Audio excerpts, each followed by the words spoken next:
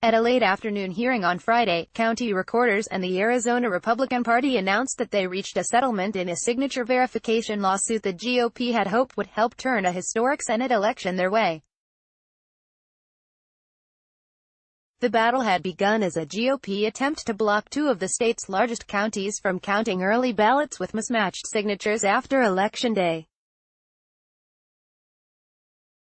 The settlement says that all 15 Arizona county recorders must enforce a uniform deadline of Wednesday, November 14 at 5 p.m. for voters to verify that they signed the ballot if their signature does not match the one on file. Ironically, Republicans claimed that giving extra days to rural voters was their intention all along, even though that's not what their initial complaint said on Wednesday. In the Maricopa County Superior Court filing, attorneys for 4 Arizona GOP county parties specifically mentioned Maricopa and Pima counties, arguing that an extended period of verification finds no statutory authorization and threatens to beget an extended period of confusion and uncertainty following the election. Judge Margaret Mahoney, in a preliminary ruling on Thursday, rejected the Republican motion to block county recorders from continuing to verify ballots this week. Newly tabulated ballots in the too close-to-call Arizona Senate race between Democrat Kyrsten Sinema and Republican Martha McSally on Thursday night showed Sinema with a slight lead over McSally for the first time, as Sinema gained ground mostly because of Maricopa County and Pima County voters. Approximately 20,000 votes separate Sinema and McSally, according to the latest figures from the Arizona Secretary of State as of 9 p.m. on Friday evening. But these newly counted results, combined with the GOP lawsuit, fueled runaway, unfounded conspiracy theories among Republicans, including President Trump, that the Senate election was somehow illegitimate. Just out, in Arizona, signatures don't match. Electoral corruption, call for a new election. We must protect our democracy. Donald J.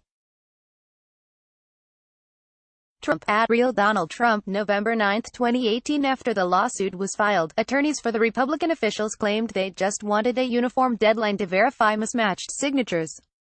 They didn't care about the extended verification process as long as all counties benefited, Attorney Brett Johnson told the Arizona Republic, arguing that the intention of the lawsuit had been misinterpreted.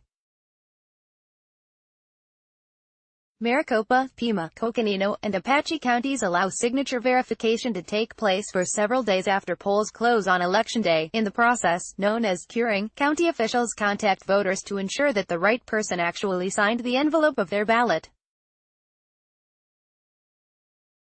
Coconino County Recorder Patty Hansen told Phoenix New Times on Friday that the county planned to verify signatures until November 14 at 5 p.m., or 5 business days after the election, the same deadline the county uses for voters casting a provisional ballot to bring in the proper identification so their vote will be counted. I don't consider it curing, I consider it affirming that yes, that is your signature and yes, you voted that ballot, Hansen said.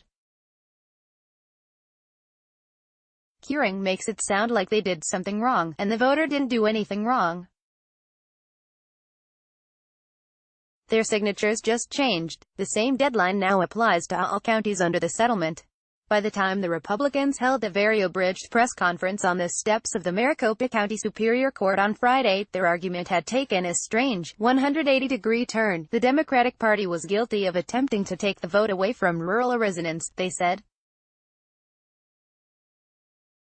Arizona Republican Party Chairman Jonathan Lyons seemed to blame Democrats for election practices set by individual counties across the state.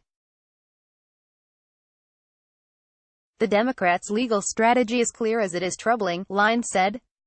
They want to disenfranchise 11 counties they can't win. GOP attorney Corey Langhofer adopted Trumpian talking points of a rigged election. The Democrats are stealing this election, and we're not gonna allow it, Langhofer told reporters. Our position is that every single lawful vote in this state has to be counted, regardless of where you live. Langhofer said that Democrats want 2 sets of rules, one for folks who live in small towns across Arizona, who live in Trump country, and another for residents of Democratic counties that makes it easier for them to vote. He didn't explain how Democrats are stealing the election, seeing as rural county recorders were responsible for the hard deadline for signature verification, which restricted the time frame for likely Republican voters to have their ballots verified. Instead of addressing this contradiction, Langhofer blasted Maricopa County Recorder Adrian Fontes, a Democrat. He called him a liberal activist who's counting the votes here.